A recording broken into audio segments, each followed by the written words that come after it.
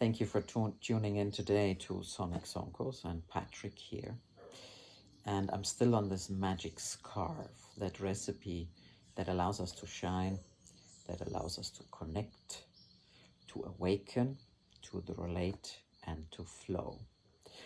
And what came to me is a relationship that maybe we all have in many different ways. And it can be, again, very, very difficult. And for some, it is maybe one of the most powerful experiences that we could possibly have, and choices. It's not love this time, because yes, love is one of those particular words, but not words as a word, but the power behind the word. The other one that came to me today, which is maybe unusual, it's the power of unwavering faith. Faith is obviously a word that we can connect with a belief system or a religion, but it's actually much more than that. It is a trust in something that in a way is unseen, but something that maybe has much more power than anything else. And so I'm inviting you into the space of unwavering faith, and how the magic scarf obviously can be part of this. So what is faith to you? And who is faith? Well, for some, like Diana Cooper especially, faith is the twin flame of Archangel Michael. And she has a very particular way of expressing the feminine. And like her name says, you know, she stays with it. She doesn't just let it go. Her faith is bigger than maybe even her words. And it is a light that shines. So what is your faith? And how is it possible that you truly become faith? Again, we can have faith, and this is really a major, major decision we're all here to make at this moment in time. Is faith something that's external to you? Do you give your power away? Are you needy? Are you calling upon faith from somebody else? Whether it's God, or whether it's spirit, or the angels, or whatever. Or are you truly wearing your scarf?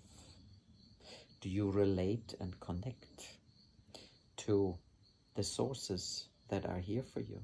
And yes, I mean source, spirit. Are you one team, or are they outside of you? Are you feeling you deserve that support, or do you feel you're a part of this support system? Are you a team within, or again, do you give your power away? This is really a crucial point between being needy and being ready. When you're ready, you become a team. You take your full responsibility, and you accept your creation, not on your own, not from your ego, not from just being that amazing you that you are, but as a team. And the other kind of concept that comes here, and you might have heard me speak about that before, the collective self. So in spiral dynamics, Carol Graves, and as some of you may know, I really love spiral dynamics. Of course, it has to do with consciousness, but it's much more than that. So when we step into the collective self, we leave the first tier of consciousness behind. That in a way is separation and duality and the drama and the suffering. And when we become collective self, we are detached from all of this. We are no longer in entrapment, enslavement, and entanglement. We are detached from these identities. We are detached from what we feel is essential, what we feel that we need. And of course, also if we look at the pyramids of need, if we look at the spiritual development things and the consciousness models that we see, the more we come into that collective self and the I am presence, the less we are needy, meaning we're trusting our own creativeness in the connection as well. So here you got another C that is very, very important.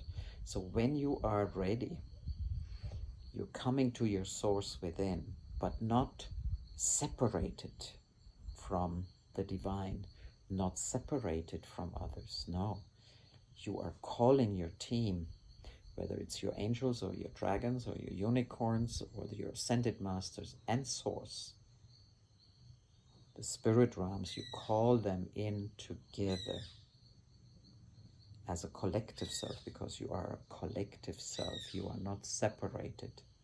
But of course, at the same time, you're calling in the physical part and your magic and your treasures that you have as a physical being in that physical human experience. So, what's your power of faith? Where is your faith? Outside or within? Is your power the separated self and the ego, or is your power the collective self? Where is your faith? And how can your magic scarf help you to step into faith? Again, I'm very curious about what you feel about that. I haven't spoken about this before, and so it's something new. Where are the gaps? What is missing?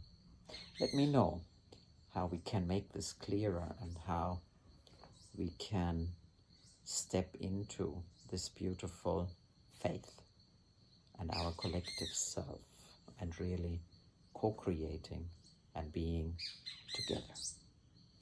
Thank you for today, from my heart to yours.